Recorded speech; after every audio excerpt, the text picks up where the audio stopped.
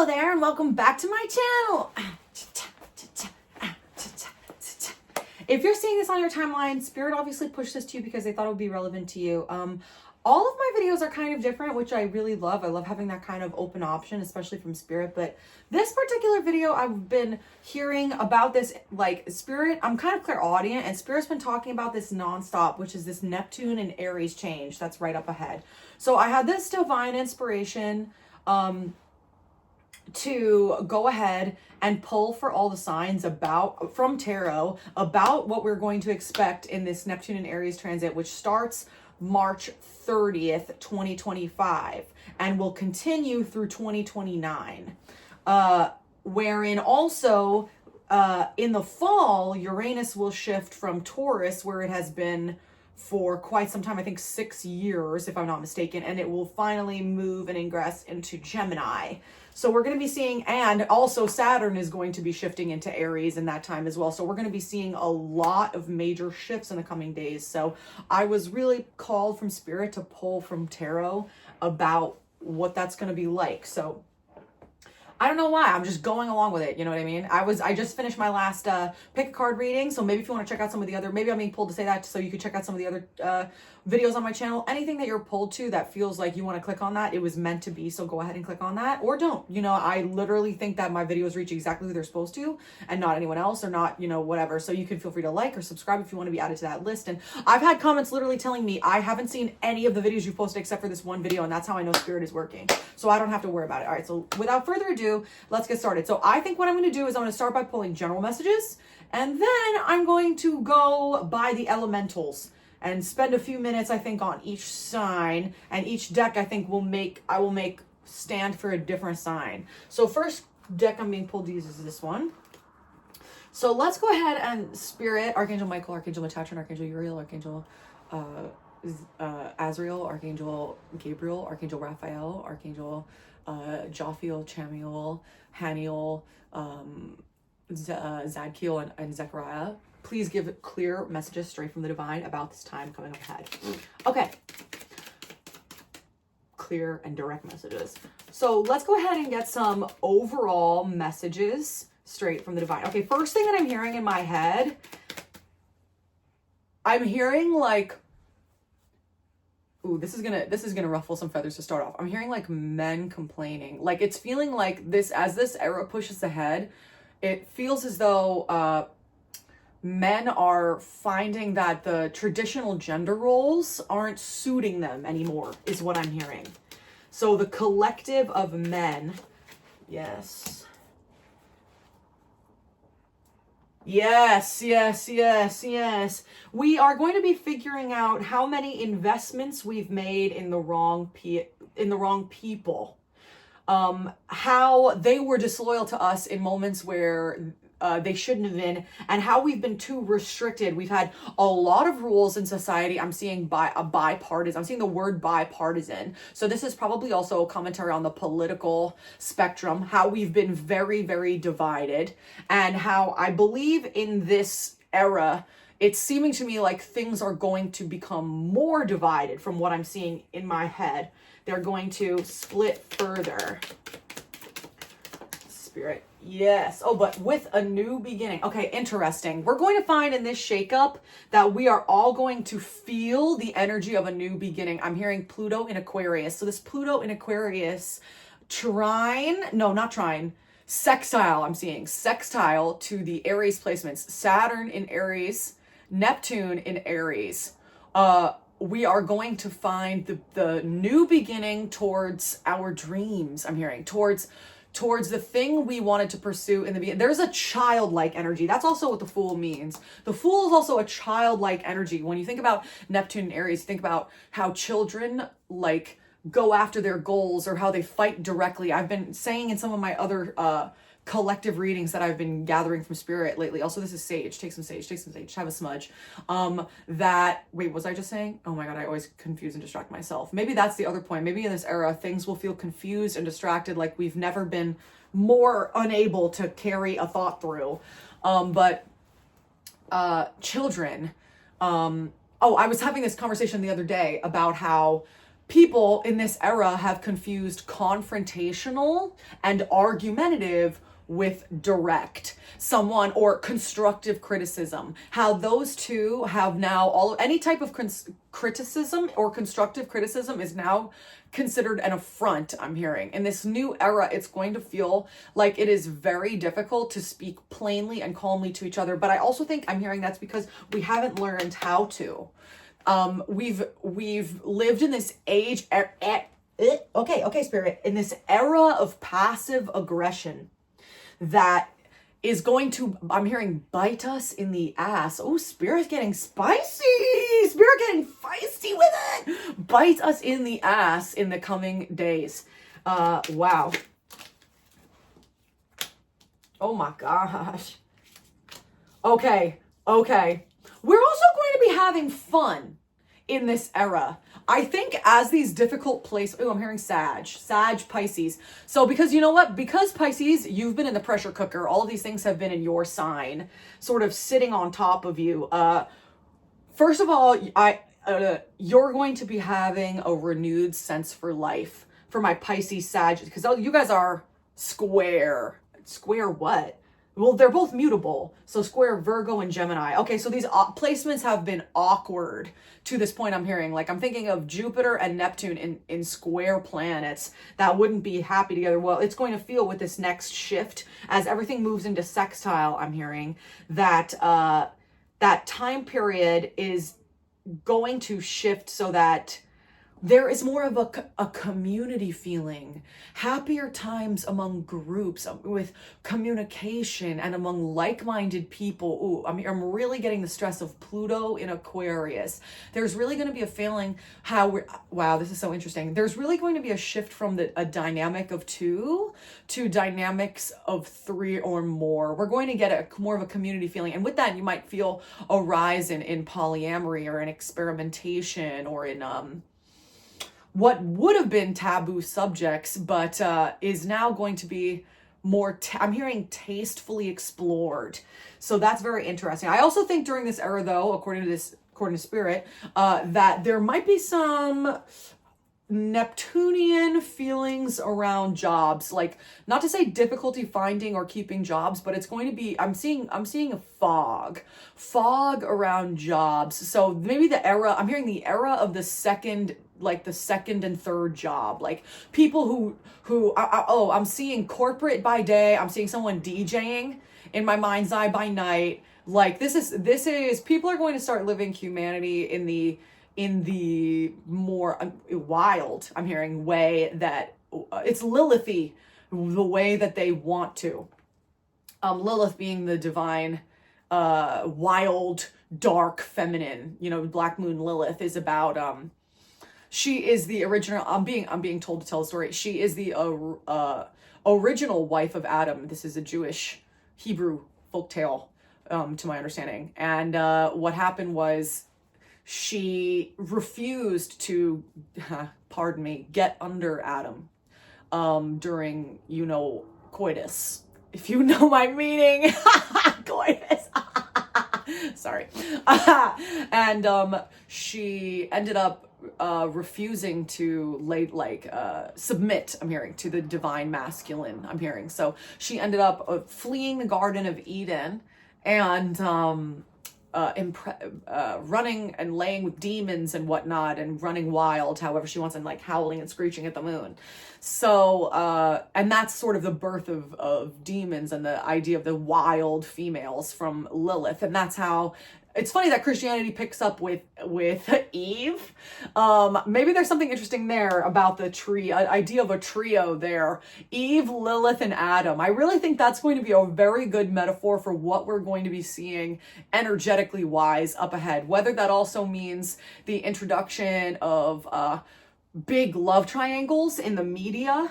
We're going to be feeling this.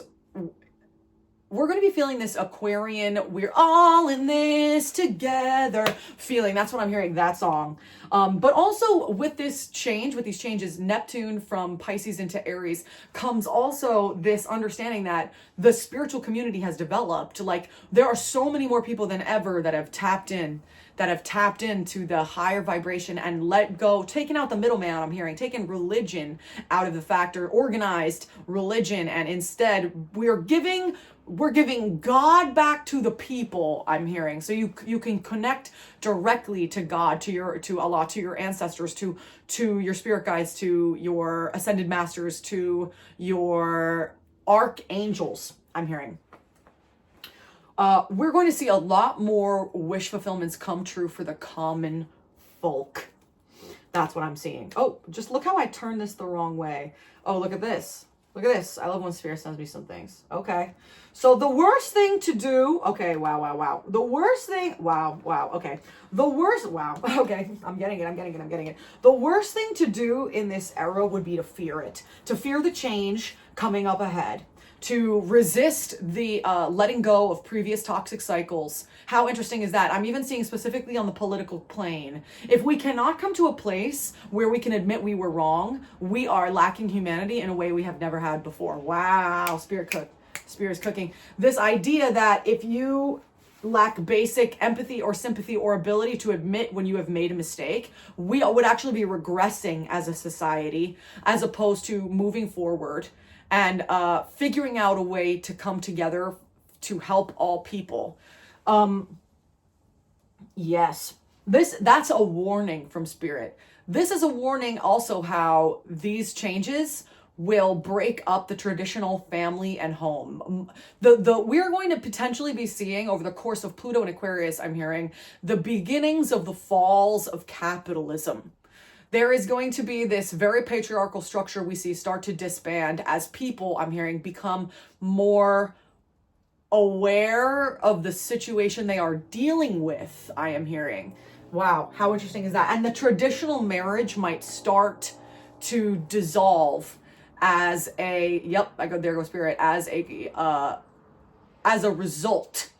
Because there's a situation, I'm hearing a lack of accountability. People will realize that there is a lack of accountability regarding previous mistakes as well, specifically cheating. I keep really seeing cheating. With the underlining of these 3-person energies together, I'm really getting this energy of really confusing boundaries and then arguments as we oppose each other. I think it's interesting that I think of the love triangle specifically, and for some reason I always equated Aries with that really strong oppositional energy as well. Almost pardon me, that's confirmation. Almost comically also, it's going to be enshrined to all these other placements. So I think that's a sorry, I just had a weird moment.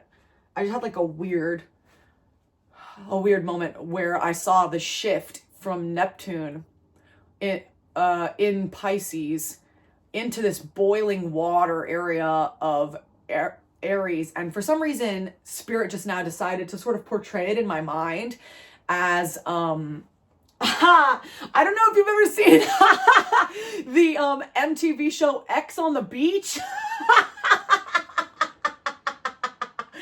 Oh my God, that's such a crazy thing, Spirit, because it literally was about a bunch of famous people in a house. MTV would not tell them, I don't know why I'm being told to tell you this. MTV would not tell them what the show was about and would sign them up for a mysterious dating show and would put them in a house together.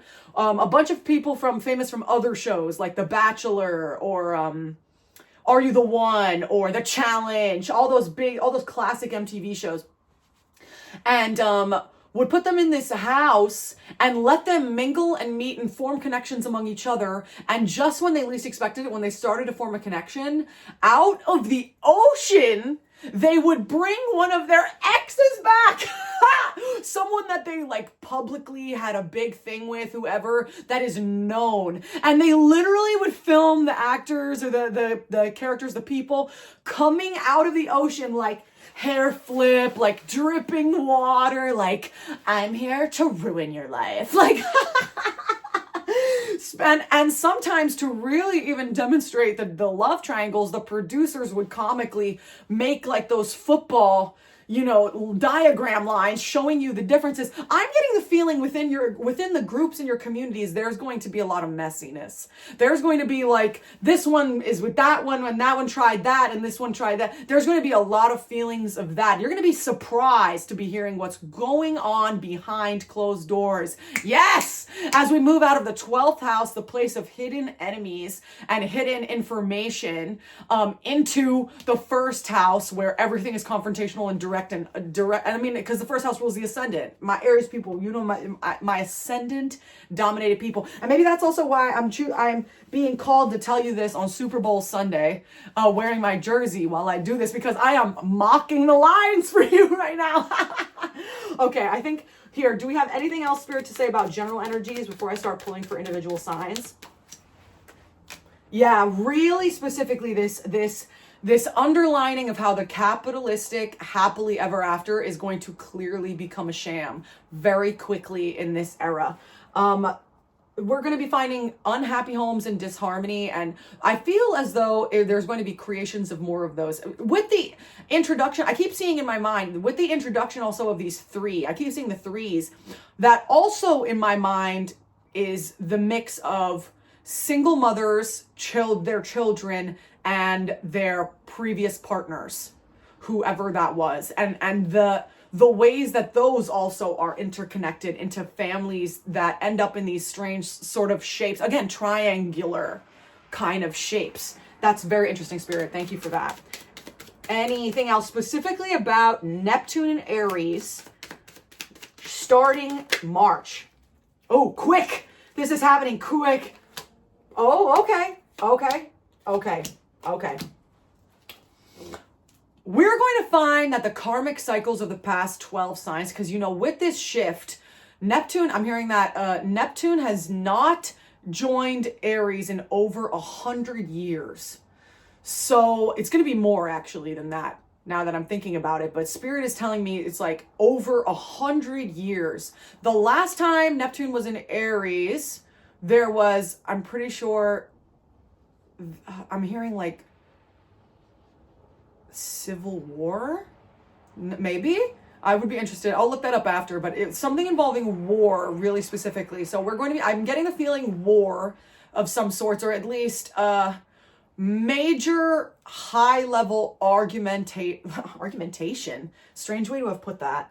But the previous cycles of that past 100+ year cycle that it took Neptune to move through, I'm seeing Neptune and Uranus take on a whole new higher octave, especially as Uranus moves into Gemini, where it is really comfortable, because it is a mercurial sign and Uranus is a higher octave of Mercury. So that's going to be an explosion in communication. We're really going to, begin seeing the age of information technology really take off starting that era. So that's within the year.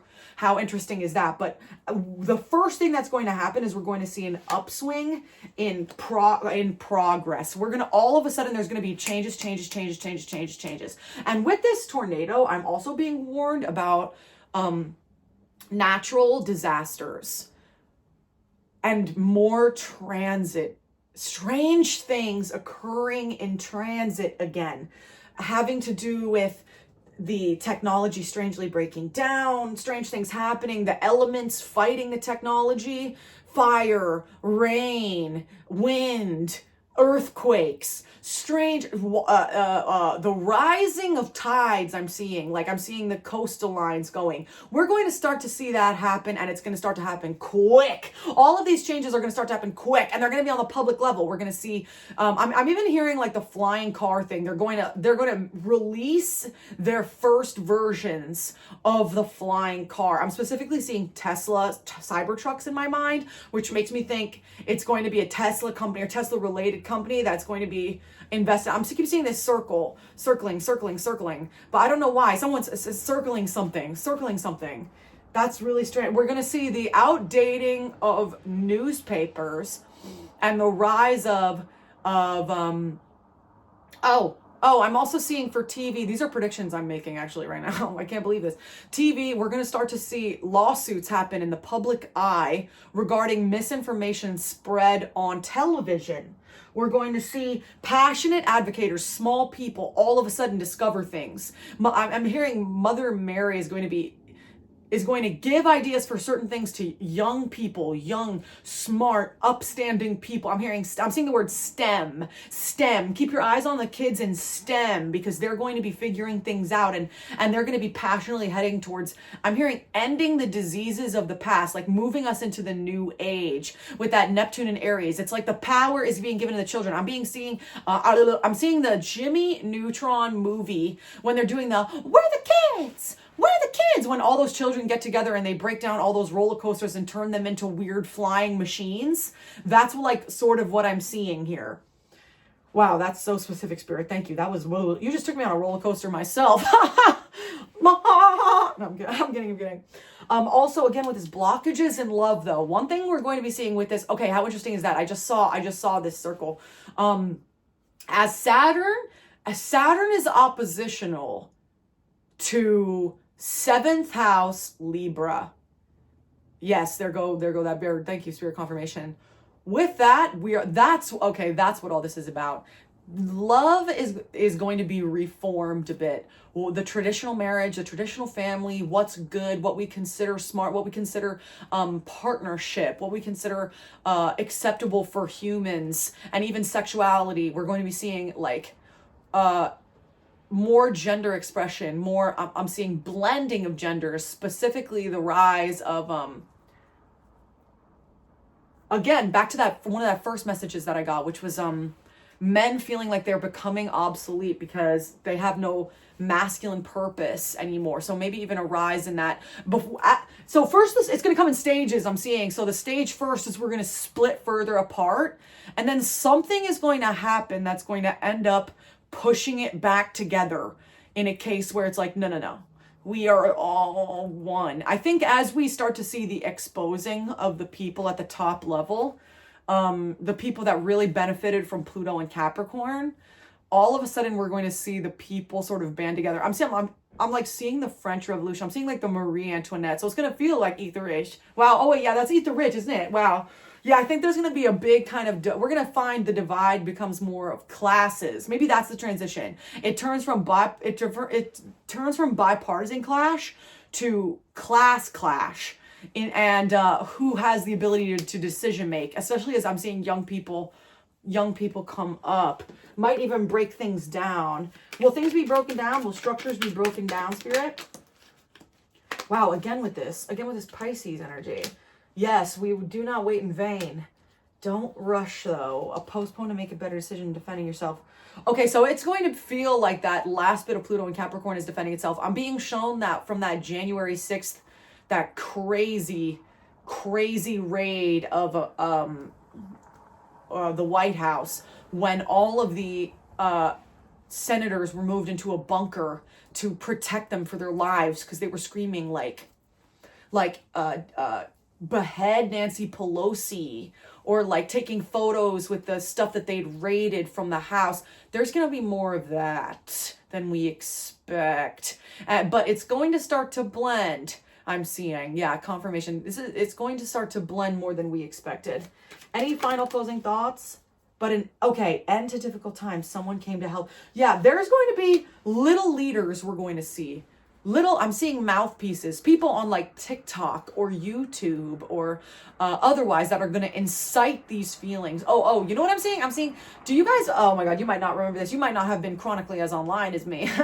But if you remember, back in the PewDiePie era, when people were talking about storming Area 52 and they sent each other like a Facebook event. I'm saying like party fall. Maybe there's gonna be something. There's gonna be repeats of that sort of thing, and I think they're gonna actually play out. Ooh, yeah, I'm getting a scratch at the back of my head, which makes me feel weird. So that's all I'm gonna read for the grouping. Oh my God, but that's, I think, gonna occur through, I'm hearing Uranus in Gemini.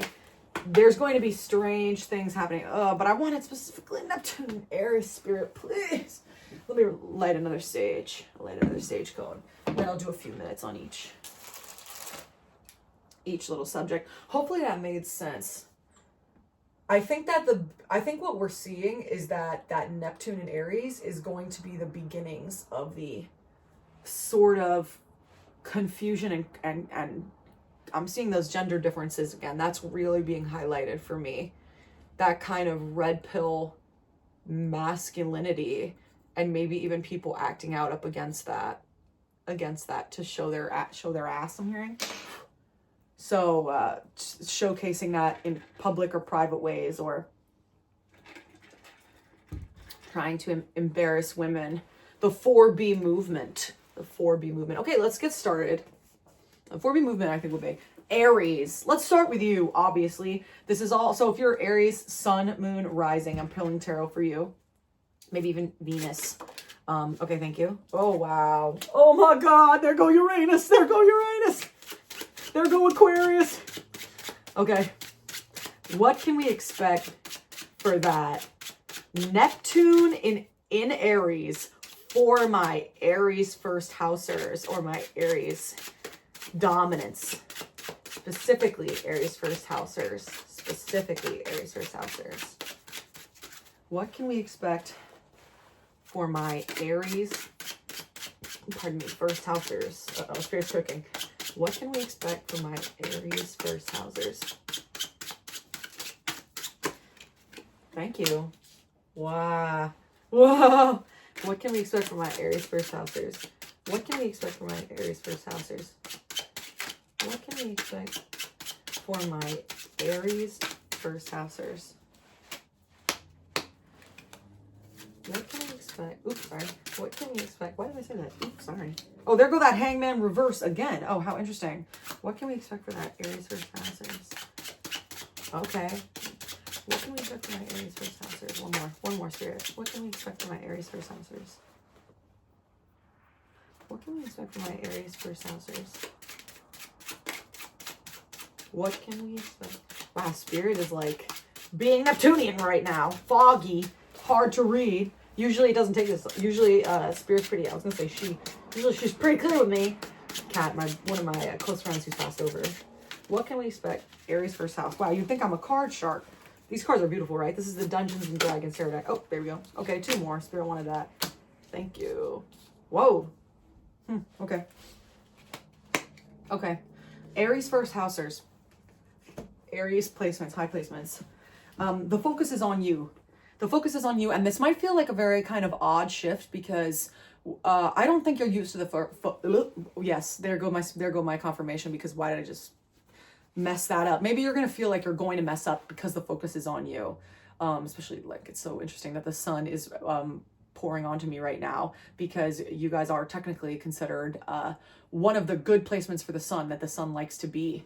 So oh, there goes Spirit. So I was called to tell you that as well, that the Leo and Aries are the dominant sun placements. Leo owns the sun technically, but Aries is a comfortable spot for the sun. So maybe that's a sign that you should be more encouraged to know that you're going to be given and fill out exactly what you need to.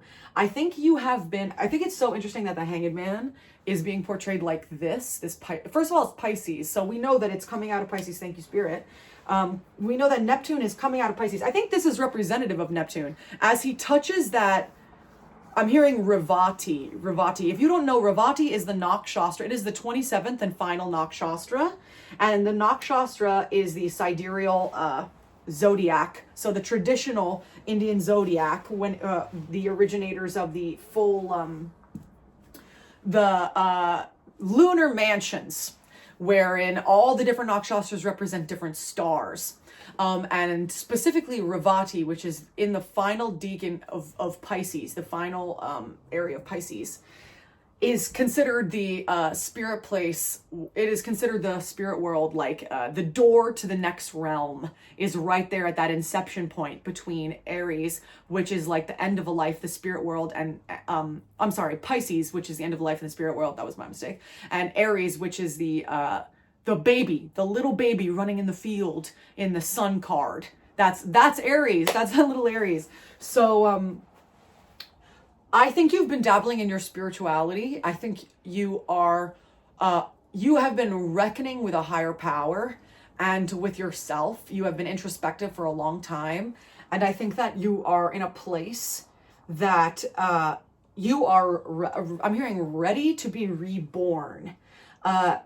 you have been building and collecting for yourself and working on your communities. I'm hearing working in silence and almost thanklessly. You know, you have to remember that Neptune controlling dreams and is the higher octave also of Venus. So maybe I'm seeing a lot of single energy as well too. So maybe you've been either recently in a relationship or very much working at least by yourself in these cases, because Pisces is also the 12th house, the house of hidden enemies and hidden and confined spaces. So you might find yourself out of this place. You're tired of these hidden and confined spaces, working thanklessly, working behind the scenes, working in unseen areas, maybe even on your craft or on your art or on your work.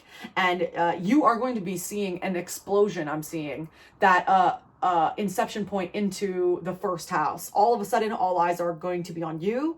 You're going to see projects of the past return, I'm hearing, and you're going to be getting the celebrations and collective money and coinage and backers and friends that you are finally owed. Like the people are proud of you. You have been working on your abilities thus far, and you're going to see a big upswing. Okay. Any final messages for Neptune into Aries? Neptune in Aries. Might even attempt a online business at this point, Aries. Oh, okay. Look at that. 8 of Charisma reversed.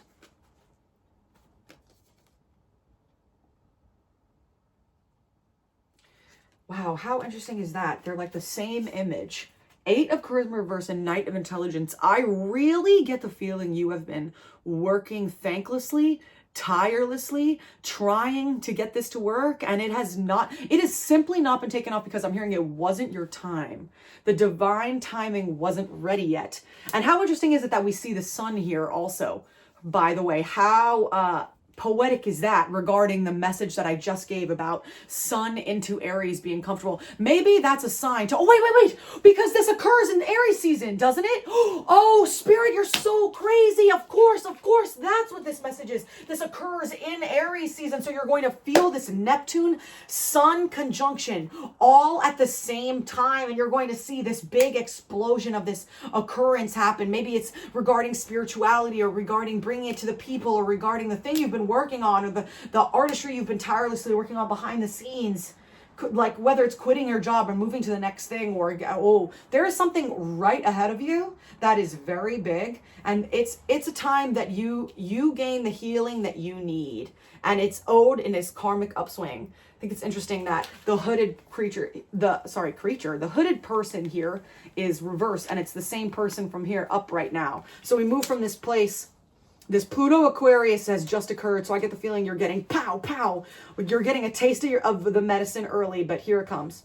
You're about to have your moment. Thank you, Aries. Beautiful.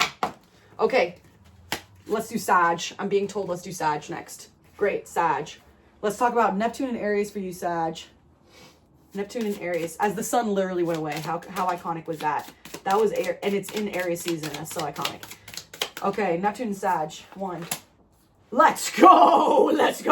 Neptune in, sorry, I said Neptune in Sag, didn't I? Wow. Well, now it's going to be in trine. So it's going to go from this place of square, I'm hearing square because of Pisces, into this, oh, Sag, this is about to be your moment. Sag, this is about to be your moment. You don't even know it. No more indecision. Yup. Wow. Look at that. Justice, Queen of Swords, 2 of Pentacles reversed, Queen of Cups upright. Oh my gosh. And some sideways cards. I like to take sideways from Spirit because I take both meanings. And 8 of Pentacles reversed. Again with this 8 of Pentacles. Well, we're seeing some same themes from Aries. That's okay. Knight of Cups. Chariot reversed. Okay. I'm being specifically told to talk to you a little bit about the fact that because you have had a long previous 10-year cycle, I'm hearing, because of all the square placements and opposing placements that have been in odd angles for Sag, you have had difficulty finding grounding and finding footing, I'm hearing. Jobs just seem to fall apart. No matter how good you've been, no matter how intelligent, no matter how on top of the game you've been, you always sort of end up in this place of heartbreak or moving on, or things are shifty, water-like. I'm seeing like a cracked bottom with water. Like it's kind of like a shifty kind of feeling. And I'm really getting this feeling as this trine occurs, as Neptune moves out of Sag in a place, out of Sag. I keep saying that. Neptune moves out of Pisces and into Aries in trine with your sign, along with Saturn out of Pisces, a square placement, into trine with your sign. Rhymes. The sun will come out tomorrow. I'm hearing Annie. It's gonna feel all of a sudden like you can breathe. I can breathe again. Reign of Kindo. It's going to feel, because that song is literally about stabbing and murdering someone and finishing the job just so you can go home to your kids and finally have a happy life with your family. That's what I really feel the feeling is going to be. All of these Libran energies that have been working against you, I'm hearing, are finally going to be in your power. You're going to be getting the karma that you deserved. And Libra also rules documentation, proposals, marriage, partnerships, committed partnerships, whether in business dealings or otherwise. So if you've been having issues in any of those have been having trouble, it's going to start feeling like everything is in sextile finally and all connected. Yup, thank you, Spirit. There go that confirmation. This is finally a moment for you where you can move from this place of little things, little moments towards what you want, towards your dreams. What you want, Legally Blonde, I'm hearing. It's going to move from that little place into this big place. No more Knight of Cups, no more small energy, no more small gifts, no more feelings of inadequacy or little emotional tantrums or other people being jealous or negative or possessive or negging you, and into a place finally where they recognize you for the fully emotional being that you are, that is emotionally aware and intelligent and also sympathetic and empathetic. So there's going to be also like an emotional change. I'm seeing that Saturn shift. That Saturn shift is going to specifically help. I'm seeing warm you. It's going to feel like standing in the sun. It's going to feel like you are sitting in a car with the car heater on. It feels like. You're going to be comfortable again. You're going to feel comfortable expressing yourself and speaking openly and talking about your interests and ideals. Because my Sag, you rule high earth learning. I feel as though you've been working in the dark for quite some time, collecting the information you had to yourself. And I find that when this shift from Neptune in Pisces into Neptune in Aries happens, I'm seeing you are going to be ready to present your findings. So this is for my Sag risings. This is for Sag moon, Sag suns. So this is regarding all of you. You're going to be ready to present your findings. Ooh, I'm really getting, yep, there go my confirmation. Any bad dreams also that you have been having, any recurring bad dreams or wishes that you might have had for better partnership that has just fallen apart before this point, it's going to come more to the forefront, I'm seeing. You might even feel an upswing in your lust for love, I'm hearing. Because Neptune, ironically, in the 12th house, in that Pisces 12th house, is the place of, Miss Charlotte Astrology would say, boundless dick. It's this place of like move, because Mars, I'm seeing, why did I say that? Oh, because Mars, there goes spirit. Mars is coming through Aries as well. So I think that's going to be relevant as well. As all these trines occur, you're finally going to be seen for the passionate, emotional, spiritual, intelligent being that you are.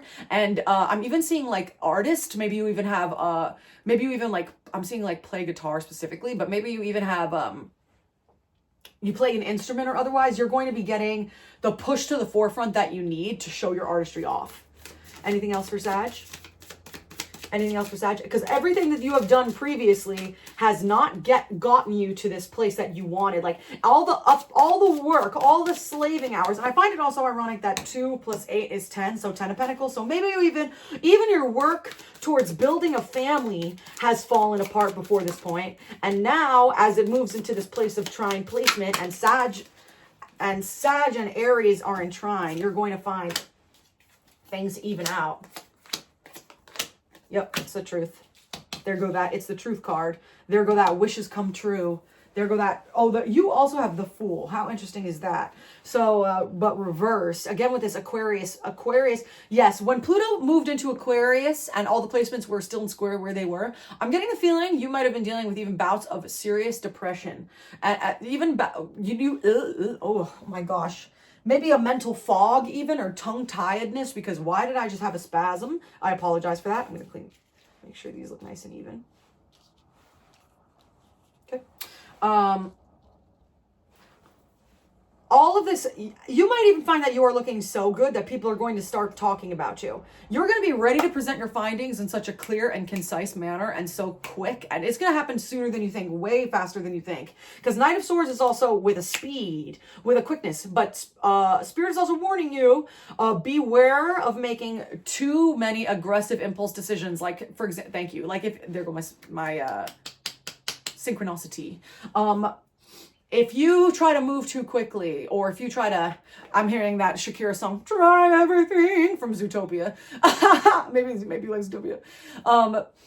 If you try everything a little too quickly, you might, I'm hearing, feel burnout quicker than you expected. It might leave you to feel, Spirit doesn't want you feeling in this place like there's nothing to live for because you tried everything quickly and found that it still did not, I'm hearing, fulfill you in the way that you expected. So just because all of these trines are occurring and all these options are going to be open and available to you, and all these new pathways and all these new ways of dreaming and whatnot are going to be available to you, that you should not take that as an opportunity, Sag, to run amok. Thank you, Spirit. That's your message. How stunning is that? All right. Leo. You know, I love me a Leo. You know, I'm a Leo too. Cool. I'm gonna pull this deck for Leo. Okay. Leo. This is your reading for Neptune in Aries. You know, I've had to start off with the fire signs because that trine, I think, is going to hit a lot easier than some of those other placements, but we're not going to tell them the secret yet. We're not going to tell them that secret yet. We're just going to pull for ourselves, aren't we? So go ahead, Spirit. Why don't you... Oh, Spirit, that's a lot, but okay, fine. Yo, I know that's right. Oh, wow. Oh, wow. First tower we've seen all day. Oh, wow. My Leos. Oh, my Leos. Oh, Spirit is so serious for this one. I'm taking every one of these cards, Spirit. Thank you for that. Anything else to say? I'll take 2 more. Yep, I knew it. Yep. Oh, my God, Leos. Oh, my God. Jesus. And you too. Sad. So sad. Well, I'll talk about that. That's okay. You have to have one down thing, right? Okay. Leo. As Neptune moves out of the place of the 12th house of hidden and confined enemies and small spaces and into the first house of Aries, into this great trine position where the sun loves to be, especially as it happens, I realize, Spirit helped me during the Aries reading, that it's going to occur during Aries season as well. So the sun is going to be there, which represents you, and in Aries, along with Neptune, and at one point even Mars, there's going to be a crazy Kazemi. I love that word. I'm hearing that word. Kazemi in that Aries with Saturn as well. I think you have been working in silence, building your stability and success. I'm hearing even to a higher point than the other signs even had the chance to. Leo, you have been dedicated to working on the past.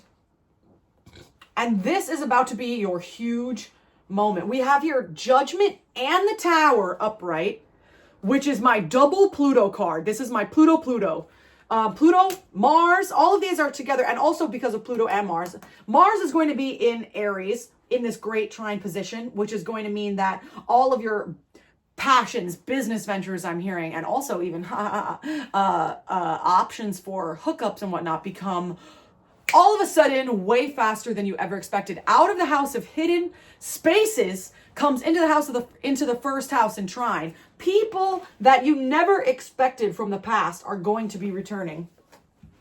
And people who have been keeping to themselves, I'm hearing that they have seen you as this amazing partner. Queen of Pentacles upright and Nine of Pentacles. But Queen of Cups reverse, ironically. Someone who is passionate and also even, I'm hearing spicy, which I hate. I got called that the other day.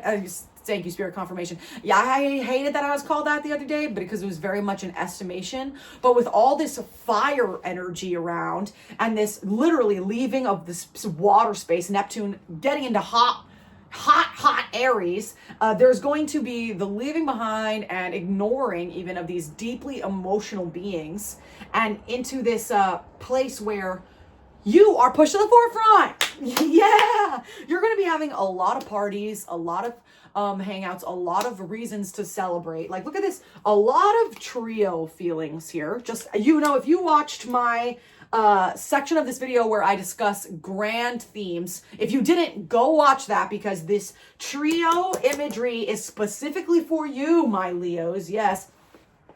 But you have made all the correct decisions in future planning in this point, but there is a very large upheaval ahead as all these placements head for the first time in your lifetime, I'm hearing, into this trine placement that is going to be very, very good for you. It is going to push your projects to the front. It is going to blow you up overnight. We're going to see a huge uptick specifically in Leo, Sag, Aries placements, especially in the media. However, as this occurs, as Mars is in the first house and next to Neptune, we lovingly, parentheses unlovingly, call that the, unfortunately, boundless dick placement. Please excuse my language. That is fog regarding hookups, regarding phallic activity. So partnerships to that extent, especially because Neptune is considered the higher octave of Venus. So together they create this never-ending cycle. I'm seeing the Ouroboros of the snake eating its tail that just continues on forever, because so there is a warning here from you and my other fire signs about burnout, specifically regarding blockages in love or pursuit of love. Do not allow the options that are going to come out of the place of hidden enemies to drag you into a place that you were before. Specifically, I'm hearing. Yeah, especially as you reach a new money moment that you've never reached before, because finally, I'm hearing all that work in the blind spot of the Zodiac is going to be rewarded, especially as Saturn gets back into that first house in that trine with Leo and Sag. And you know that Leo is that creative performance placement, also children. So I'm also hearing wrap it up. If you don't wrap it up, let's keep it wrapped. Yep. All right, Spirit. There goes Spirit. There go that Cancer again. Chariot sideways. Three of Wands sideways. I take sideways placements. Two of Cups. Actually, okay, T. My Leos versus Sag. You might find that you actually have an option for a more serious partnership, because, you know, Leos, you know, I'm hearing you're loyal. You're very loyal. So it's not surprising to me that you would continuously, even through the rise of these brand new trio relationships, you might try them on for size. You might test them out. You might find even that you like them and stick with that kind of placement. But I also might find that there's a great many of you that might end up still seeking that traditional Two of Cups ritual together. And you might even find that in this era, you don't necessarily settle for the traditional wedding and more just for partnership, but it's still definitely an option. And I think that, you know, Chariot, Cancer being your shadow here, you know, there's a lot of emotions that you've been working through specifically in the past 3 years. I'm hearing in silence, in the silence of your home. You know, you have to really consider what traps have you set aside for yourself, because you've actually been in a downswing of energy, I'm hearing. Like, specifically the placements that have been sitting in your chart have been affecting your energy where they have been in the past few years. Thank you, Spirit. There goes Spirit.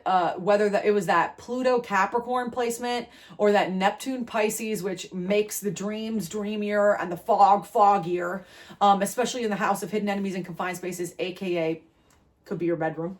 All of these kinds of places of feeling low and small and beneath the surface, you know, and that's, Leo is very uncomfortable in a confined space, I'm hearing. it's almost oppositional, because with that Pluto through Aquarius, which is in the, it is oppositional coming, I'm hearing, thank you Spirit, thank you for that word, oppositional, because that Aquarius, oppositional Leo, and I want to say specifically, I find that oppositions are not actually as bad as squares. People present oppositions to be much more scary than they are, because to me oppositions are a lot like conjunctions, which is like within the 10-degree orb. So but opposition is directly across from each other on the zodiac, because they're in a place where they're comfortable but still tied, which I think is interesting. Their energy is tied. So I think as this Pluto, thank you Spirit, I think as Pluto specifically continues through this Aquarius placement, Leo, you are really going to feel the upheavals through this next era, I'm hearing. All the correct decisions were made for you. You have nothing to fear. Everything ahead of you is headed for conviction. You might even end up traveling. You might even end up in a place that your home place is no longer where you can be anymore. You built yourself a certain level of stability and success, so you have to move on to the next thing. Whether that is by Pluto whacking you to get you to move, or you making the small adjustments towards this next thing. Either way, the upheaval is ahead. And you might find, even as Neptune goes through your first house, and as these people from the past repeat, you find yourself reflecting on choices of the past, really questioning if you've done everything correctly or if you should go back. And the answer is no. There is a brand new season cycle headed ahead of you. Yup. God, look at that. Justice again. Libra, double Libra. Thank you, Libra confirmation. Good karma, rewards, and even apology incoming. People are coming back seriously, especially with this trine placement, because unlike Aries, which is getting all of these in their first house and is having opposition to the Libra placement, and unlike Sagittarius, which has been in a tough spot for the past, say 15 years regarding all the squares in their chart, my Leos, you have maybe a better trine placement. You just happen to be lucky, I'm hearing, at this moment, especially as this trine occurs. You don't have anything particularly egregious that would stop you from finding things, but beware that this, okay, specifically, you might have the love life that you're currently in upheavaled, so you can have an even better one sent for you. Specifically, I want to warn you about upheaval season. I'm hearing upheaval season is when Mars hits that Aries placement. So look up online, when Mars goes into Aries, that's when this upheaval is happening. Thank you for coming. Thank you for watching this reading. If you like other readings, you like pick a card readings, you can feel free to check out if anything else on my channel resonates. If not, thank you so much. And thank you to my fire signs who watched this far. Thank you so much. You have a great rest of your day. Okay, where am I at? Oh my gosh, I better keep this moving. I gotta make these readings shorter. Lol. Okay, I'm gonna light a new incense, and then I'm going to make sure that I get through that 2 signs. I'm gonna get through 2 different types of signs. I'm gonna get through 2 different types of signs by the end of this cone. Yep, you're hearing it from me first. Here we go.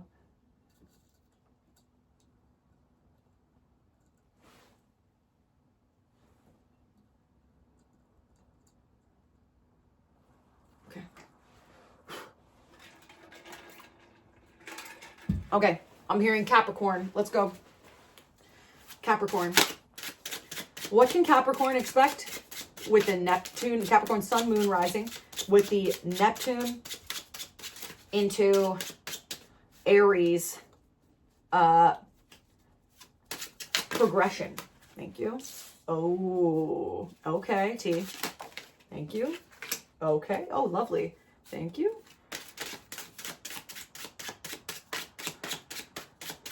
What can Capricorn expect with this Neptune into Aries progression?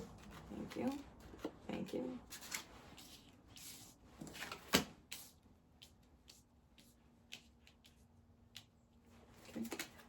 Okay.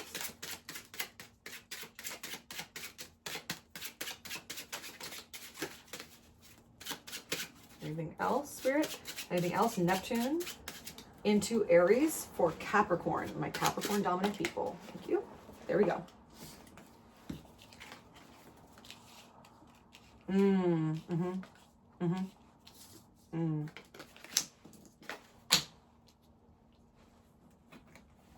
Okay. Now, As you know, Capricorn, or as you might not know, you would be around the 10th house if the logic was Aries is in the first, right? But if I put you, Capricorn, at the first house, let me think, that would move this Aries. Yes, this would move this Aries placement around your fifth house. So depending on where your placement is. So I think Spirit is telling me that there is going to be a familial upheaval of some sort. Maybe even the revealing of a betrayal. I'm seeing this girl seems to be crying in the 3 of Intelligence upright. But there's a strong feeling of alchemization.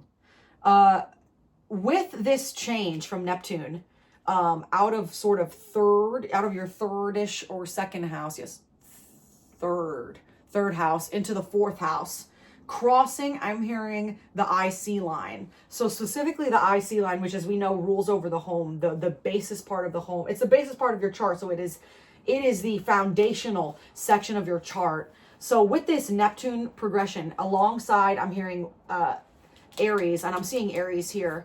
Not only are you going to be given a special spiritual divine intervention, you are going to be feeling the uptick in your spiritual powers. I'm hearing, you might even practice, I'm hearing kitchen magic. I'm hearing work around the house, everything to that sort of effect. But specifically, secrets are going to be revealed to you by Spirit. Spirit has been afraid. I'm seeing this image of, look at this Lord God looking over top this angel. This is to me symbolizing the entrance of this important spirit guide into your life, so that you can be re-guided in the way that you need to. Like as if your focus has been divided among things, or you have not been given the recognition that you feel you deserve or need, that the things that you've been working towards have not come to fruition. And maybe even that your partner has been opposing it or something. There is, see this Lovers reversed, 2 of Intelligence upright. And again, with this trio energy, if you didn't listen to my diatribe about trios in the overall imagery section of the video, go back and check that out before the end of the reading. But this contemplation to me, I'm going to be honest with you, Capricorn, you might not hate to hear this. I see a section where you are questioning.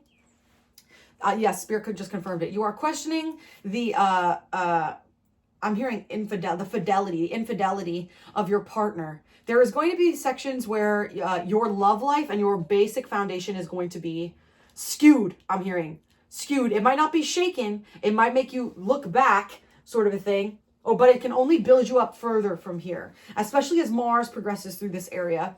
This Mars, Neptune, and in this placement that is square. I'm hearing now. It is. It's square to where these are occurring in your chart. Unfortunately, square is a point of tension, but as we know, as it is all tension for the point of not only connection, but then release as it moves on. So all of these are shifts and changes for your own good. Yes, with the Empress at the bottom of the deck. No, know that you also have been working. This is clear. You might even find that in this ingression, in this time that, oh wow, I'm hearing, Neptune moves into Aries. So as Neptune is in Aries, you might even find that you are specifically fertile. Motherhood usually is what the Empress signifies, but it's also a sign from the entire deck that it's the female queen version of all the elements. So pentacles, wands, swords, and cups. So obviously this is Spirit giving you a compliment that you are all of these things for sure, and that you understand how to handle yourself. If anyone does, you do. Like this specifically gives me a beautiful Capricorn energy. And of course, this is a genderless reading, of course. But specifically, you might find yourself drawn to images of parenthood specifically. Or, but I think it's also interesting that we have parenthood here and the Lovers downright. So with that also might come moments of serious tension with your partner. And with that, I think I'm hearing a closeout. One more message, Spirit, and then I'm going to move on. One more good message for Capricorn. Something to look forward to. Something to look forward to as Neptune moves into Aries. Something to look forward to with Neptune and Aries. Something to look forward to. Besides secrets being revealed and their spiritual journey increasing, and their spiritual knowledge increasing. I'm hearing the channeling of spirit. Like if you have let that go recently, go back into doing that. And you might even find that spirit gives you divine intervention, like gives you clairaudient or clairvoyant messages, or, you know, visions that in tune you correctly to either where you need to be or what you need to know. 8 of charisma. Yes, you do not build in vain. You do not build in vain. All of this is for your own good and effort and for your own betterment. Everything spirit does, it does with you in mind, and you chose this life ahead of time. Wow, that was crazy that rhymed. But all of this building is working towards the forging of something even stronger, because in here we see that this woman is quite literally forging her sword for her use, I assume, to make it. And obviously we know that the pressure point here, I think that's a great metaphor for Neptune and Aries, because with heat and with shaping, we make the best sword, the sharpest sword in the shed. The sharpest tool in the shed. Thank you, Capricorn. If you enjoyed that, please feel free to leave a like, send this to anyone who this resonates with, or you can feel free to subscribe. I do all sorts of videos. You can also leave a comment, a suggestion about what kind of video you want me to do. If you like this kind of video, please let me know. I can continuously do this. I'm having so much fun on YouTube. I've only been on YouTube a few days, but it's been really, really beautiful and enriching. And if this is where you leave me, if you didn't check out your sun, moon, rising, go ahead and do that. And if that was it, thank you so much, and see you soon. Okay, Taurus. Taurus. Oh my God, I took too long on Capricorn. Yes, Taurus. Okay, Taurus. Okay, Taurus. Okay, Taurus. You go, Taurus. Okay, Taurus. Go, Taurus. Taurus, you have the anime tarot deck. I know you asked just now. Okay, Taurus. Okay, Taurus. Okay, Taurus. Okay, Taurus. Okay, Taurus. Oh, Taurus, you're going to be rediscovering your love for something, or you're going to find a new love. Yes, sir. Yes, sir. The love of your life is coming into your life. You need to have more fun too. Spirit has been, okay. You have been working seriously. Things have been upheaving your friend group, upheaving your surroundings, upheaving your family life. This is situation because, let me think, Taurus risings. If you are a Taurus rising, that would put this happening also in your 12th house. Correct. In your 12th house, also of hidden enemies. So Neptune is moving into Aries out of your 11th house of Pisces. Yes, out of your 11th house of Pisces-ish, around that area, which you could have MC along that line as well. So Neptune in Pisces also means that toward the job door, and also Uranus up there as well in your MC, around your MC. So Aquarius, 10th house-ish, says that you've had a lot of upheavals. Yes, especially in work, in the work environment, in love, because all of these placements have not been conducive for Venus, I'm hearing. So in your life, the next thing that you are owed is really, first of all, the reclaiming of your power, specifically monetarily. There's been a lot of situations that have required money from you. You've been having to give your money willy-nilly. It's a situation where you have felt the upswings and downswings. I'm seeing, especially because of that Pluto location, because it was in Capricorn, you were doing well, but once it swings into Aquarius, we see it move out of a place of trying for you, because you've been building for so long now. Because that's the thing, when it's in that place of Capricorn, when Pluto was in that place of Capricorn, it was in trine to you, which was good, but it was also constantly causing upheaval, monetarily situations, and putting you in strange spots. But you are alchemizing all of this now. It is time. It's almost, I'm hearing you're going to be like a fake fire sign. You are going to have this movement from Saturn and from Mars and from Uranus is going to surprisingly work out well for you. But do not, I'm hearing, overspend. Do not listen to gossip or little noises from people around you, and do not compare yourself to others. There might even be instances where others attempt to sabotage you, but you're going to sidestep them. Things that are done in the dark will always come to the light, and you are finally owed basically new love.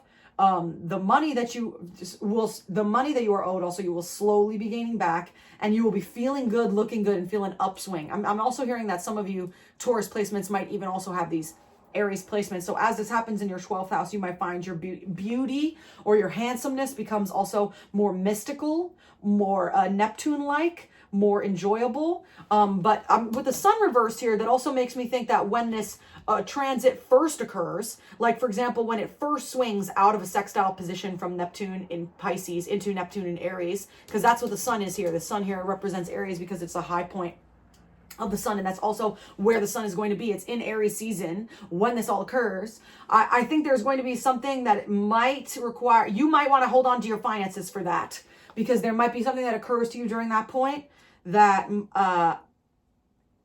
might end up costing you nothing crazy, but want to keep it cute. That's what I'm hearing. Anything else? Anything else for Taurus? I gotta move on. Sorry, Taurus. You're so tired of hearing that. 8 of Wands. I'm going to read the 8 of Wands from the book for you, because I get the feeling I'm getting pulled to read it, which means that this is the message. 8 of Wands. Here we go. 8 of Wands is associated with fantastic growth and acceleration. Let's go. Whether your new relationship is becoming very serious quickly, thank you very much, or a project at work is finally gaining traction, thank you very much. The 8 of Wands warns you to hold on tight because this train is not slowing down. There will likely be many transformations that feel very sudden, so stay prepared and go with the flow. Be ready to communicate and keep your eyes open for news and messages, especially with that Pluto and Aquarius placement at the top of your chart. Thank you very much, Taurus. I hope you enjoy. I told you, this is all good. I actually surprisingly thought it would be a little crunchier than this, but no, Taurus, it looks like you are owed more karmically, so keep tight. And just watch. If things are tight in Aries season, don't worry. They will loosen up. Okay. Last of my earth signs, Virgo. Virgo. Here go Virgo. Virgo, what can we expect for that Neptune? Wish fulfillment. Let's go. Let's go. Walking away from something that wasn't working. Let's go. Something you were dissatisfied with. Yep, let's go. You've been doubting your own personal power. Maybe even when this sun swing occurs into Aries with Mars and Neptune. Yep, lovers. Okay, so you're going to be having a little lovey-dovey moment with Neptune and Aries. Let me think. Where is that in your... If you're a Virgo first house, where is Aries in your chart? Theoretically, the 8th house, isn't it? Yeah, because it's opposing Libra. Yeah. So this is 8th house. So the 8th house is of higher love and also money. So this might be, you might be attracting a lover with some money, Virgo. That's what I'm feeling. You might even be exploring, I'm hearing same-sex relationships, LGBTQ relationships, because this is giving like also matching kind of a look. So there might even be a twin flame headed towards you. You've been living in the dark for some time. Yeah, money moment. Look at this. Gifts, collabs. The sadness is over. Wow. How crazy. How beautiful is this? This 8th house placement for you is excellent. Especially as Neptune moves, because you know why? That's the Scorpio house. As Neptune moves into the Scorpio house in your chart, it illuminates your dreams. It illuminates what's possible. It illuminates, yes, there goes Spirit. It illuminates this higher octave of love. Because Neptune, I don't know if you know this, Neptune is the higher octave of Venus. Did you know this, Virgo? Pisces might even be a Pisces placement. But this is also, to me, thank you, this is actually what this is about, is spirituality. So the 8th house also rules over spirituality. So in addition to having a money moment with gifts, collabs, and feeling the love I'm hearing, you're also going to be getting back in touch with your God. You're going to be going inward more often. You're going to be practicing spell work more often. We're going to see you try to take on esoteric knowledge in a way you never have before. Maybe you weren't interested in astrology, now you are. Maybe you weren't interested in tarot, now you are. Maybe you practice Reiki like because you never have before, or yoga. There's a feeling where you are alchemizing and leaving behind this old place and moving into the place of the new. Out of the 7th house and into the 8th house. Yes.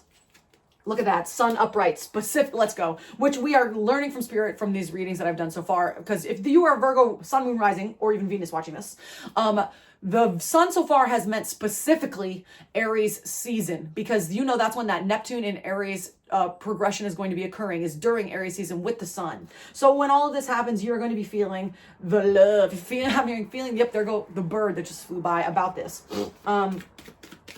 That's happiness, that's fun, that's enjoyment. And there go again this same imagery of 3s. So if you did not listen to my intro about 3s, how trios are going to be important, go back and listen to that. You are, oh wow. You are embarking on a personal journey and you have not been recognized it for this point, but you still did it. It was not for nothing. This moment where you are going to be gaining, out of Libra, How funny is that? How interesting is that? Out of this place of Libra, you are going to be finally accumulating the good karma and rewards and even potentially apologies from partners that you have been owed previously in the past. Yes, you're just like my Leos, where you are reflecting on choices of the past and on mistakes made. And as Neptune moves into Scorpio, the house of Scorpio in the 8th for you with Aries, you are going to be expressing yourself and expressing your interests in a way you never have before. You might even be trying new outfits, trying new clothes, trying new looks. These are going to be my designers in a few years. And again, with this Chariot and Cancer. So, moving ahead, being whisked in the correct direction, even by spirits, synchronicities. Keep your eyes out, Virgo, for specific, larger synchronicities. Yes, because spirit is going to be guiding you directly, especially as you start tapping into the esoteric knowledge. I think it's interesting also because Pisces was opposing you, wasn't it? I didn't even think about that because Pisces is in your 7th house. Thank you, Spirit. So it was opposing you. So as opposed to being in a place, and again, I've said opposition is still a tie, but it's murky waters because it's the way others see you versus the way you are yourself. It's this place of known enemies, and they've been murky and or even vice ridden or drug, whatever. We're leaving that behind. It's finally a time that you're breaking free, you're so free. Thank you, Virgo. Thank you so much. If you enjoyed this, please feel free to leave a like, send it to whoever you think else would enjoy it, or check out your Sun, Moon, Rising, Venus if you did not. And for a full scope of the picture, because I talk a little bit about each sign for those specific aspects. And thank you for hanging out with me. If not, if you subscribe or tell me in the comments that you like this video, I'll make something similar if you suggest. All right, have a great rest of your day. Bye. Okay, moving on to my air signs. Let's go Aquarius. Aquarius.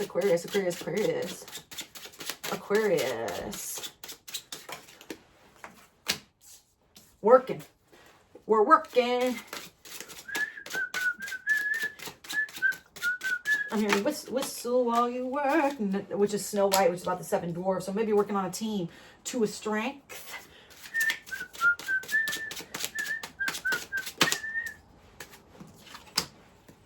3 of strength. 2 of strength. 3 of strength.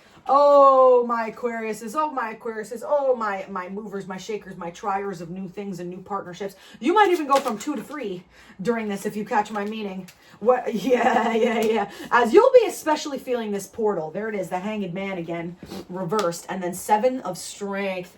Oh, other people want what you have, Aquarius.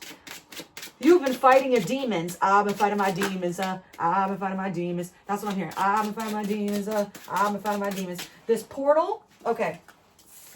Here we go. This is a Dungeons and Dragons tarot deck. Okay. Look at that. Wow. Look at that. These obviously are together. Hanged Man and 8 of Intelligence all locked up. So I think as these moves happen, you're going to be feeling not only so aggressively, I'm feeling an upsurge in energy, but mental energy. You might even find that this puts you on the fritz a bit. And this is specifically as this progression from Pisces happens into Aries. That's what we figured out earlier, that's what this means. This specific, again, Rivati, this one specific placement. If you don't know what that is, you could go back and watch what I talked about in the general section. But this Rivati touch point between the bottom of Pisces into Aries. Because if we put Aquarius in the 1st house, that moves Aries back into the 3rd house of communication. So as this touch point between the 2nd house into the 3rd house, especially because Uranus has been in Taurus the entire time for you as well. I don't know why. Wait, why is that important? Oh, because it's in square. Oh my goodness, because it's in square. Thank you, Spirit. Is it oppositional? No, because because that's. And so that's at the bottom of your chart, actually, in the IC. So Uranus is currently scratching the bottom of your chart. So you already have a bit of an strange familial structure, my Aquarians, but we know that that's what you're about. We know that that's your thing. So that's okay. But we might find that in this time, as Neptune moves into Aries, and as that occurs, you might find you are enlarging your family, because I think it's interesting that we go here from 2 of strength specifically to 3 of strength. So whether that means adding another person in whatever capacity, either another partner or a child or someone to the family or household member, maybe even a roommate. But just beware of taking on too much at once. I think it's interesting here that it's 3 of strength, but there are 4 people invested and involved, and they all have kind of interesting looks. So I'm getting the feeling this is also untraditional dynamic familial structure, LGBTQ, whatever that means to you. You've been cut off specifically also from spirit from the past few years, but as this touch point happens, spirit feels like it's going to be calling out to you specifically, because you're going to be in sextile with all these Saturn placements, Mars, and also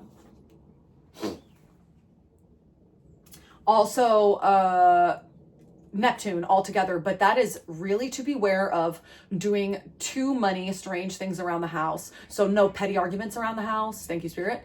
No drugs around the house. No, I'm hearing friends. It's going to be that there's going to be a lot of activity, a huge uptick in activity, but just make sure it's everything that you can handle, Aquarius, because you don't want to end up in a situation where you thought that it was the familial structure that you wanted and you end up regretting. But either way, your work life is going to take a huge uptick.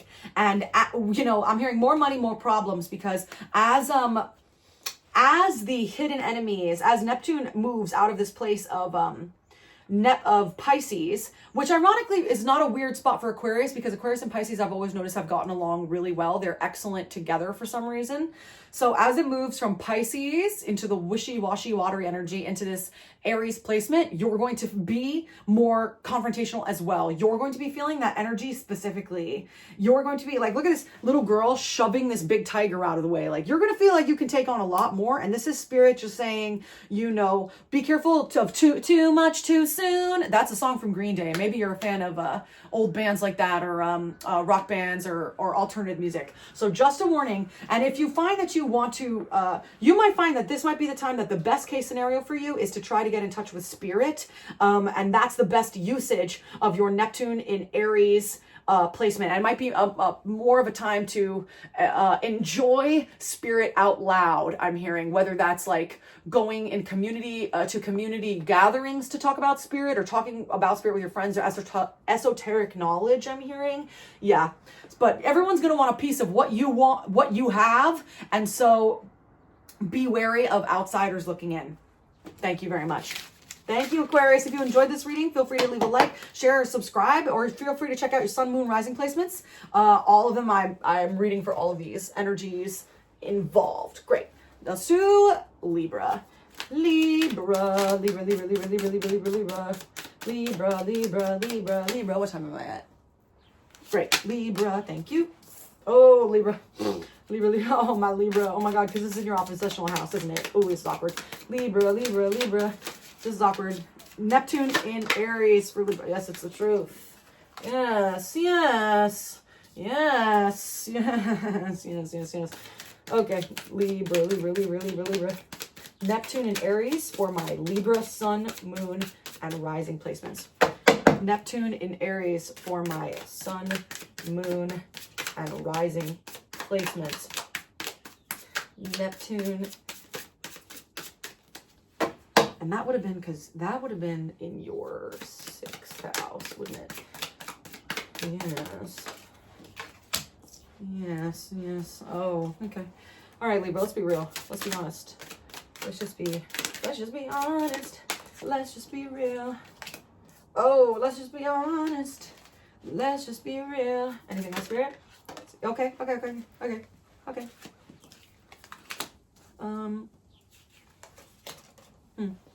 Anything else? Oh, there you go, Libra. There we go, Libra. Okay. Thank you. So, okay. A few things. I think that with the aggression, with this oppositional energy, you're going to be feeling a lot of these energies in other people more than anything. I'm really feeling. And with that, with Mars on your descendant line and Neptune on your descendant line and Saturn on your descendant line, other people are going to really be your foil in this time ahead, because in everything that you're doing to be putting yourself first, I don't know if you've been leaving a trail of bodies in your wake or if you've just been minding your business, but other people are going to feel the need to be your karma, I'm hearing, in this upcoming situation, especially because Pisces rules House of Hidden Enemies and it moves into Aries, and that's quite literally on your descendancy, which rules other people's reaction to you because it's oppositional your ascendant, because it's my specifically Libra ascendants. But for my Libra placements, it still goes. I mean, Sun oppositional to all these placements is never a good thing in this case either. It feels like the lights are on and you do not see. You might feel cutting off from spirit. You might find that you are less interested in esoteric knowledge than you have been previously, or you might find that your readings or otherwise is not hitting, confirmation, the way that it used to. It's just a weird placement for the time. You might find that even the efforts that you make towards those things are that people are still fighting you. People are still causing drama, still competitional. And you're going to figure out a way, you're going to learn, Spirit is saying, to alchemize that power. Now, you're going to figure out a way to rise above that, rise above oppositional energies, because it's time you stood up for yourself, I'm hearing. It's time, like, look at how justice in this, I love, is this rogue, and it's 11. So I love that 1111. I feel like it's specifically going to be a message for you. Check out for 1111s from Spirit. But justice here, which is my Libra card, is the, like, what do you call this? It's like a vagabond bandit. No, like, is my, for hire mercenary. Yes. Vigilante. Thank you, Spirit. Vigilante. So someone that is like, the justice is entirely in your hands in this case. Like morality, you decide whether it's good or bad. I'll specifically read it from the book because I love what the book has to say about this, because this is really what I think the energy is going to be. You're going to figure out how to go from this place of like, always happy and sweet and kind and accommodating, I'm hearing, into this. You're going to figure out how to be this, like, I'm seeing Revolutionary Girl Utena, the anime. She's this pink-haired slay female that also wears a boy's uniform. So again, there go that androgynous kind of feeling. Maybe you're going to be expressing, and there go that Queen of Wands, which is also androgyny. So maybe you're going to be feeling more androgynous, you're going to be feeling less of a call to motherhood or to these aspects of nurturing energies. And also, I'm also seeing beware of keep it wrapped. I'm hearing keep it wrapped, if you know my meaning, because you're going to have a specifically fertile era that other people, because you know that Mars oppositional people are going to want to, you when they see you. So you might even have a beauty. You might be trying on new looks, new swing, new styles, less feminine. I'm hearing maybe less feminine. Or if you're a man, you're specifically going to be having this, everything else applies. You're going to be having this really intellectual upswing moment, this King of Swords. So I'm hearing cutthroat even. Like you keep things real all of a sudden in the way that you never have before, Libra. Here it is. You've been called to face your actions, and it is justice that will judge you. If you've acted with fairness and honesty, then you should have no fear. If, however, you've acted dishonestly and selfishly, the appropriate consequences will be levied. I love when Spirit backs me up. Perhaps you're considering the merit of a particular course of action or pros and cons of a decision. If so, this card recommends you be like justice and remove emotions from situation in order to make a fair choice. Justice's analog in the anime is the vigilante. The vigilante brings criminals to justice by any means necessary. Although the vigilante breaks the law, they know the laws are flawed. Whether they're an anti-hero, a delusional villain, or a well-intentioned extremist, the vigilante cares so much about righting wrongs and achieving justice that they're sometimes surprised that they've made enemies along the way. The one thing to note, however, is that the vigilante's idea of justice is personal and subjective. This is good, parentheses, good, positive. So this is you. You're going to be learning how to be a little bit more like the vigilante, I'm hearing. And you're going to have a specific wish fulfillment. So you have something really interesting ahead of you, especially with, you know, that opposition can be good too because it ties it together. So with this huge explosion in Aries, you're also going to have an explosion as well, whether someone else brings it to you or otherwise. So keep your eyes peeled, but it's going to cause friction. You're going to be causing friction. So you have to understand how to navigate that, period. Thank you very much, Libra. That's your message. If you liked Sun, Moon, Rising, Libra, if you enjoyed, please feel free to check out any of the other signs or leave a like. Tell me that you liked it. Tell me that you like this video. I make pick a card readings and other types of things, but if you like this video, I'll make more of it because this is my first of this type. All right, thank you very much. Have a great rest of your day. Thank you. Okay, I'm gonna light one more incense, one more, and then I'm doing it. I got this. I got this. I got this. I got this. One more air sign and the water signs, and then we wrap. Fire. It's not even that long. I don't know why I'm bugging like as if this is a long reading. It's not a long reading. Okay.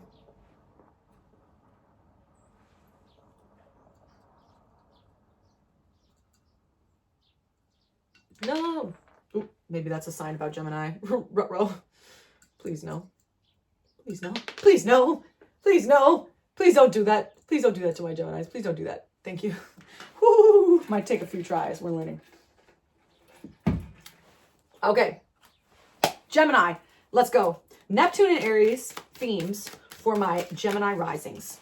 New beginnings, thank you. Cleanse, fresh start. This is also Aquarius. So specifically, when Aquarius heads into this sign, you're going to have something crazy. Oh, yes. That's what I'm getting.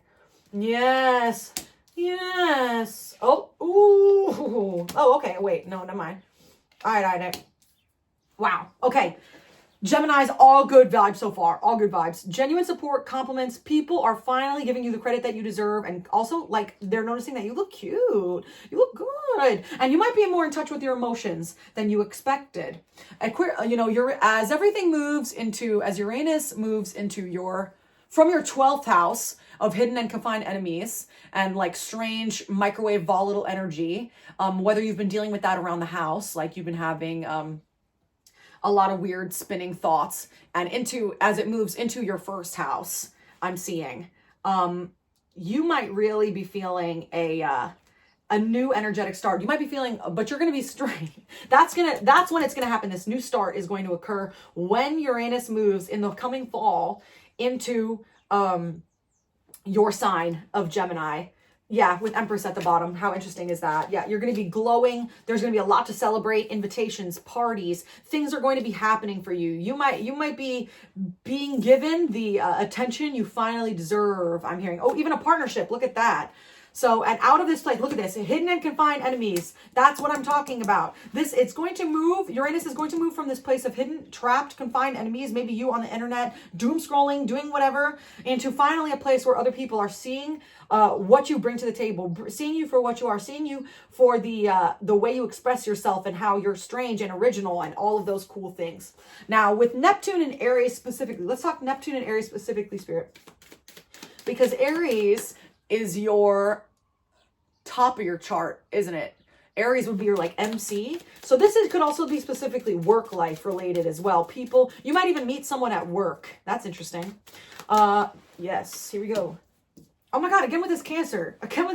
Moving forward, there's something specific going on with this Chariot or Cancer. It might even be Cancer season that I just haven't understood until now. Because why is Spirit popping Chariot on almost everybody? It's weird, moving ahead. It's really this feeling. It's the same girl. It's this one from it's the Aquarius girl moving ahead. So there's something interesting happening there. Also because you could even have Cancer in your first house. Let me stretch my leg.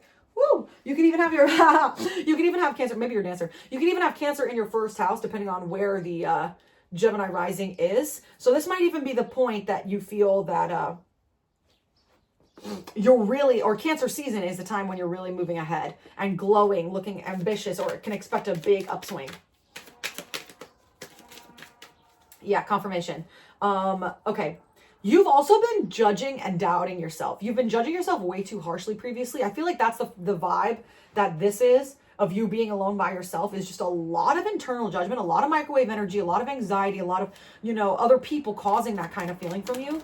But as this occurs in the, across your MC, everything is going to be sextiling in a way that, these fears of criticism, or you are finally, or this feeling of overwhelm, you is going to finally even out. I'm hearing swing from extremes quite often, especially if you're a Gemini moon placement, but this is for my Gemini risings too. Things have been very much in flux because of the places that they've been dancing around your chart. I'm hearing where the signs have been dancing at your chart. But beware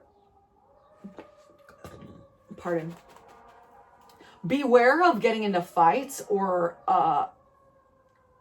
yeah, I'm hearing that siren energy. Beware of also masculine energies trying to block you, because we get that Neptune, Saturn, and also Mars and Sun conjunction around the same time at the top of your chart, which means that this all either plays out on a global scale, or this plays out in your job life, your work life. You're going to be getting compliments for the work that you're doing, and I might even during this time period, you might even if you're a female or someone that can get pregnant, apply pronouns as necessary.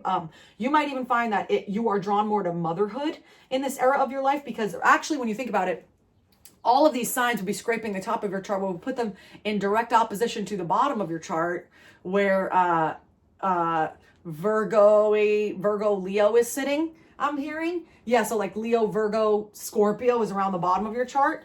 So maybe these, as this occurs, it's going to really highlight, as all of this upswing from work happens, I'm hearing, it's going to really highlight how much more you want also for your family life. You know, maybe you've come from a kind of messed up, or I'm hearing broken home even, or your parents or your family members have instilled this kind of criticism, self-criticism, self-doubt in you, and you've always been a caring, sensitive person, and you've never really had the chance to explore it. This is going to be your chance to let go of the past and finally explore it. This is going to be your chance to finally, like, you're going to get that swing, because Cancer is actually your second house, really, isn't it? Which means that it's your money. You're going to be getting the money you finally deserve. It's finally going to be in a place that your caring sensitivity is finally needed, I'm hearing. Any closing thoughts for Gemini? Any other thoughts for Gemini? And I'm thinking about Aquarius, Pluto. Things are karmically getting better. You're going to see how the small efforts, this is going to come slowly, I'm hearing. This is going to move slowly across. You don't have huge upheavals happening, because this is scraping the top of your chart, not the bottom of your chart, I'm hearing. So it's not going to upheaval your home or anything like that, but it's going to turn your attention towards certain things occurring. You might even meet the one during this time period. So this is during this Uranus in your sign, and also these Neptune, Aries. So over the course of this entire time, which takes place, I'm hearing, over like 6 years to a decade-ish, I'm hearing, you might find the one and even consider becoming a parent. Thank you very much. If you're not one already, or maybe you'll get pregnant again, or you'll be really feeling that parenting energy or nurturing energy, even in the work setting. Any other final things to leave Gemini with? Any other final things to leave Gemini with? Sorry. Any other final things to leave Gemini with? Specifically in the work setting. Anything for the work setting? And also, if you enjoyed this, Gemini, please feel free to leave a like or share, subscribe, send this to anybody who you think could use this, or leave me a comment saying that you like this reading. Yeah, look at that, with Sag opposing. Oh, I'm sorry, that's the opposite of Sag. Sag, what's in Sag? What's in Sag? That's on, because temperance reversed, something out of balance, long-term goal revision. And it's going to be, and that's in the 7th house. So maybe your ideas of your perfect partner are going to be shifting. The ideas of how you want to run your household, how you want to run your partnerships, what you feel is appropriate for, like, how you're courted even, or how you go about your day-to-day life is going to be changing in this. You've got literally long-term goal revision. What's in Sag? What's going to be moving in Sag? To keep an eye out for, because even though all of these are going to be in sextile in a good place in your chart at the top, keep an eye out for any strange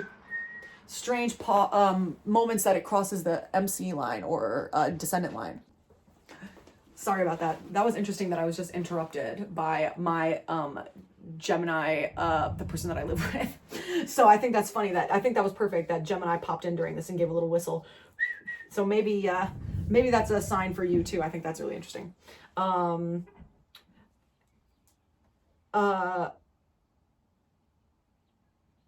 Wait, Sag, regarding Sag.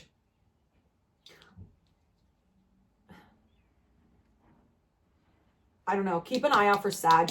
Keep an eye out for what's going on in your 7th house, because that might determine what this is regarding specifically. Any oppositional placements. Yeah, thank you. Thank you, Gemini. Okay, I'm going to do these water signs, and then we're good. Okay. Let's go Scorpio, I'm hearing. Scorpio. Scorpio. Scorpio. Scorpio. Scorpio. What can Scorpio expect for the Neptune? Wow, here we go again with this Ace of Charisma, Justice. Again, we're really seeing these themes across the board. Sun, Moon, Rising, Scorpio. We're really seeing these themes across the board of justice, the presentation of justice, how we expect it to come versus what it actually is. And the Tower, wow, that represents you. That represents Scorpio. So big upheavals ahead in this period for you, Scorpio, my Scorpios. And look at how everything's coming out sideways. So Spirit just wants you to consider both of the meanings. And I think it's interesting that some are going opposing ways. Also, I'm not flipping it like that. Spirit is pushing it like that. Death. Wow, fabulous. There goes Scorpio again, actually. That's more Scorpio. Scorpio, you might be feeling like yourself again. And look at how fire's there. You might be harnessing strength reversed, okay? Overcoming illness, overcoming disease, overcoming issues. Maybe even feeling the burn from the fire. I mean, oh, wait, did I just see a flipped card? Yes. Oh my gosh, there's one that was flipped I didn't even notice. Knight of Intelligence reversed. So you feel you've gone unnoticed until this point, and you finally are going to be given the karma that there. It's karma reaping season, I'm hearing. And the World reversed. Oh, Scorpio. Oh, Scorpio. Oh, Scorpio. My word, my Lord, my Lord. Scorpio, I think that it's karma season for you. I think that if you've done well, everything will turn out exactly the way that it should. Decisions that have been avoided will be done now. And here go that trio. I love that saying that trio again that I mentioned earlier. So if you did not see my earlier talks about messages for Neptune in Aries generally, go ahead and check that out, especially the change from 3s and the change of the dynamic familial structure. I think that the fire is going to burn, and you're going to learn how to harness it. I think that you are going to be closing out all previous cycles. You might even feel the burn. Sadly, thank you. There goes Spirit. You might even have some moments where karma is specifically dealt. I don't mean to scare you. I'm not trying to scare you, but I'm going to be honest with you, Scorpio, that this Ace of Charisma is telling it's the truth. You have new options ahead of you, and Spirit needs you, I'm hearing, to burn out all previous options, to exhaust the flame, exhaust all previous options in order to move to this new place from this death and rebirth cycle as justice is reaped. Now, check out all your other signs too to make sure, because you know that this might not be the only thing that you have going on, but it's going to be a section where all of these changes from Neptune in its domicile in Pisces into Aries is also another Mars. Specifically, I'm hearing Mars ruled and Pluto ruled. So there is going to be you are going to feel quite ironically comfortable and like you are alchemizing this fiery energy, because you are going to use it towards the betterment of not only the world, but of the of your own personal projects that you've been working on in silence. I'm hearing, let me think about where this is in your chart. This is, if you're a Scorpio rising, Scorpio first house, then Aries, because Aries is going to be opposite Libra. So in your, 5th house, Aries 5th. So this might be respectfully a real section about creative projects, about life, about children, about the discovery of who you really are, I'm hearing, or the discovery of any psychic abilities. And because here's the sun. That's what that sun is. That's that 5th house place. That's that in that place of Leo. So, right? That's where Aries is, right on you? I'm really thinking. Because Scorpio's 12th house is Libra, which would put it in the 6th house, actually. Put Aries in the 6th. So this place of actually work and assistance and help, and this place of daily tasks and routine, the daily toil, the daily drudge towards the new thing. As you're presented with new options that you need to work towards, you are going to be shown how you are needed, necessary more than ever. But that also means giving up personal time, giving up space, working Knight of Charisma. Yeah, you are going to be alchemizing this. You're going to be working on these, I'm seeing these creative projects, this work towards this next aspect of your life, and maybe even honing in on a skill that you've previously started, and or I'm even hearing working out your karma, paying off your karma through the alchemization of this skill. Wow, what an interesting reading, Scorpio. I'm also being pulled to take the top card, which I never usually am. Yes, 5 of Intelligence. Yes, Mars. So specifically, beware of these Mars energies, these Martian energies, these oppositional energies, that, because especially as it moves across your descendancy line right there, with Aries and Aries. Beware of open enemies, making open enemies, or declaring yourself too harshly against other people, or you will find that these people during this time period from the past come back to wreak havoc. And this might be happening sooner than you expect. So I would expect this starting the Aries season, specifically because the sun is here. So we're going to start to see these themes play out, that if you've been good, expect great. If you've been bad, Scorpio, if you've run amok, this is going to be the time when your spiritual karma, dharma, is due, I'm hearing. Thank you very much. And if you enjoyed this, hopefully this wasn't too scary. Again, check out your other signs to get a full scope of this feeling. But thank you so much for taking a listen. If you liked it, feel free to leave a like, feel free to subscribe. If you want, I have a very small collective that I read for, which I really love. Or leave a comment telling me you like this, and I'll make more like it, because it's my first astrological transit-based video, which I think is really fun. It's been really awesome, actually. All right, thank you so much. Have a great rest of your day. Okay, let's do, I'm hearing Pisces. We want to talk Pisces. Which is going to put this in your second house, Pisces. All this in Aries. See, I don't have to do the math on that, because I know where Pisces is. This is involving Pisces. Out of that first house, mama. Out of that first house. Oh my God, again with the justice! Oh my God! Thank God I pull on camera. Thank God I pull on camera. Oh wow, this is so crazy. I'm so tired of the same things over and over. But it makes sense. I mean, it makes sense. This is exactly what it's about. Wow, 10 of Swords. Oh God. Oh my God. Oh my God. Yeah, this is happening quick. Oh wow. Oh wow.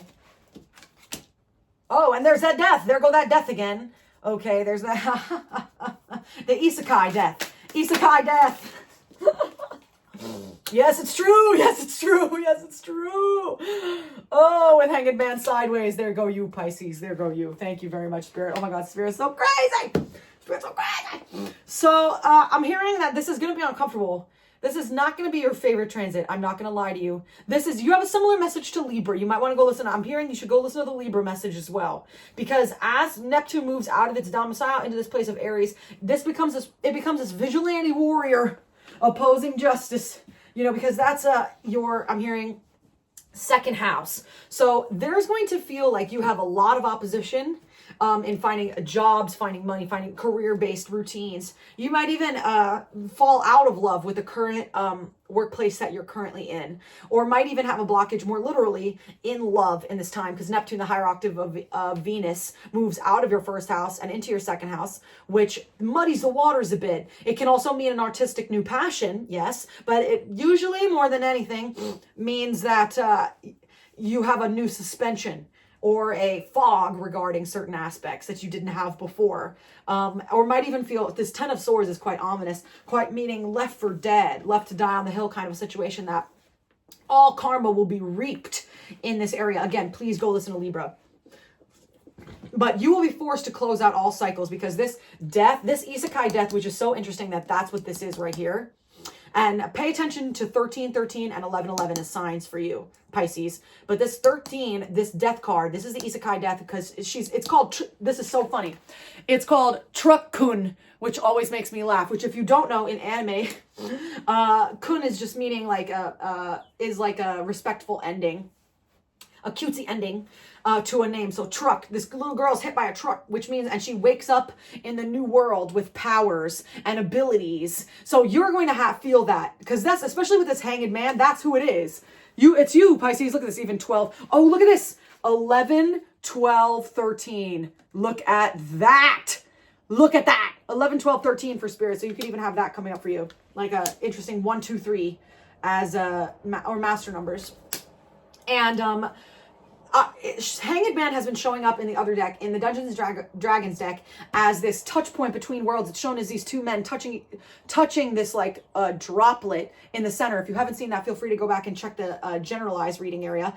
And it's going to be the touch point. Ironically, I think this is perfect because it's considered what's called Ravati, which is the Nakshastra, which rules the touch point between the spirit realm and the living realm. So as Neptune moves out of this place, it quite literally dies. It feels like you're hit by a truck, so you can wake up and be reborn in this new place, this new thing, this new time with better powers, better abilities, a better pathway in life ahead. Spirit course corrects you in a very dramatic way, especially that this is the death that popped for you, which is so interesting. And yes, it's the truth. It's going to be sharp. It's going to be sharp. You're going to feel opposition like you never have before. I mean, I'm going to be honest with you. 1 Ace of Swords, 5 of Swords, 10 of Swords. This very odd, sharp energy, literally.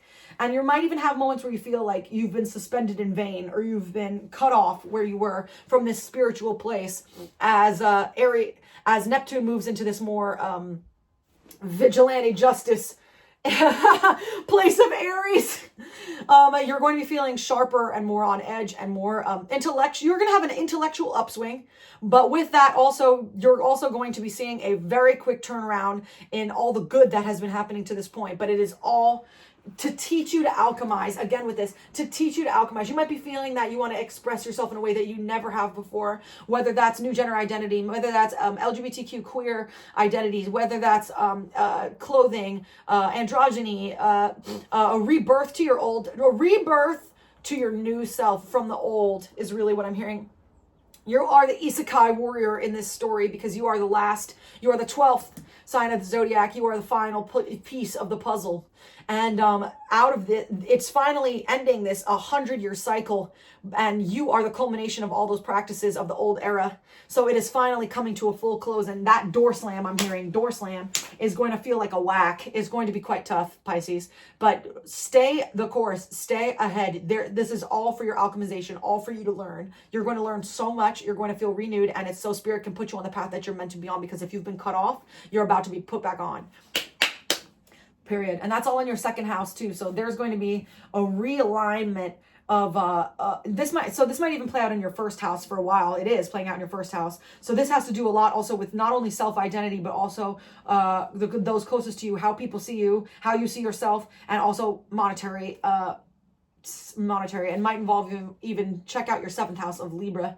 All of this is happening, or your 7th house actually of Virgo. All of this happening sort of in a square. Yeah, all of this was in square to that place of partnership, and finally you might catch a break. I'm hearing catch a break finally after all of this alchemization is done. You're going to come out figuring out who you are and what you need finally. That's what I'm hearing. You've been grasping in the dark, Pisces. Yes, grasping in the dark and guessing about what you needed, letting Spirit guide you, esoteric knowledge from above, hints from above, take you where you need to go. Well, no longer, no. You are going to be heading ahead, and this is happening quickly. You're going to be in the Aries energy like you never have before, like you're going to be getting yourself together. If you like this reading, thank you so much. Leave a like. Feel free to subscribe. Feel free to leave a comment saying you like this type of reading, that you liked it from me. This is my first of this type. Also, happy Super Bowl Sunday if you watch. Okay, final reading of the day, last but not least, my Cancers. Thank you for waiting, Cancer. Oh, already we have messages for you. Spirit been waiting for you. Okay. Spirit been waiting for you. Okay. Oh, whoop. I'm going to take it upright like it was before you flipped it. Sorry, but no sorry. Because Cancer, everyone's been warning about you this whole time. So we're going to take a look at what Spirit has to say about you. Because why did you show up in everyone else's reading, Cancer, Sun, Moon, Rising? Why were you showing up in everybody else's reading? Oh, my word. Oh, my word. Okay. King and... Huh. Okay. Where's Aries in your chart? How interesting is that? Where is Aries? Where is Aries in the Cancer chart? Cancer first house, Aries 11th, Aries midheaven. Did I screw up? Did I screw up at some point and put it in the wrong spot? I must have screwed up at some point. I feel like I'm going to look back and feel like I'm an idiot. Maybe that's your energy right now, Cancer. Maybe you feel like you're going to look back and feel like an idiot. That's so funny. Okay, I have good news and bad news. So I think that this placement is going to feel quite awkward for you. It's going to feel a bit, I'm hearing like a wet sock. This placement is to, this Neptune in Aries injunction is to wake you to your own personal power because you've been doubting it for so long. You've been letting other people take the reins. You've been out of power for such a long time, and you've been chasing after the wrong things. And instead of, people that, and ironically, you've been doubting your own ability and thinking you have been locking yourself into potential failure because you've been pre-guessing that you were going to potentially fail. You have been healing for long enough from whatever it is that you have been in pain from. And it's time now that you put your intelligence to good use, I'm hearing. Because especially with Uranus heading into Gemini, which is going to be next to your sign, which is going to be ironically in your 12th house, I think that you're going to start to feel your spiritual connection release you as opposed to trapping you. I'm even seeing that you might find that if you are not in a committed connection, you might find someone during this period, actually, yes, because Aries is actually, isn't it like your 11th or 10th house? So who did I screw up before? I got to look back and figure out who I screwed up. But if, it's going to be like your 11th house, right? Yeah, because opposite Cancer is Capricorn, which would put that in the 7th. So then so it'd be like 11. This is like your 11th house. This is playing out in your 11th and 10th house. So this might be the transit that you needed actually to bring you the high, because you don't know this, but Neptune is a higher octave of Venus, and it's been in Pisces and trying to your rising for this whole time, which is very lovely and sweet. But I think it's time that you and your partner, or you and your future partners, understand that you don't want to come from a emotionally wounded place anymore. I don't want any partners for you. This is Spirit saying they don't want any partners for you that are coming from this place where they trigger your emotions. Partners for you that are smart at this point are just that, are smart. Like I'm even seeing Gemini, this strong Gemini. So this could be when this Uranus and Gemini injunction happens, and Neptune will be in Aries by that point. Even though you might be having conflict. I mean, I was even stopped from saying that almost. Conflict from fire signs and earth signs might be giving you drama unexpectedly, and you might find the most solace in air signs, I'm hearing. They might bring you back to a place where you feel passion again and they help you bypass your creative blocks. They teach you how to be older, wiser, intellectual, and unbiased.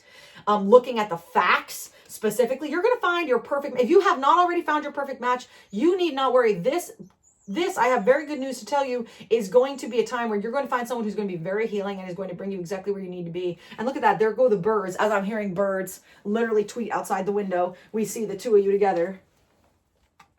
Someone unexpected, someone you didn't expect to be with. You never thought you would be with somebody who was kind of, not to say cold, but more calculated, more intelligent, more intellectual. You never saw yourself with someone like that. You always thought you would be with this rom-com type energy where you would feel with someone who's as emotionally deep as you, but you don't need that. Actually, I'm hearing you need someone who will keep you to stay the course. This Capricornian, Aquarian, Gemini energy specifically.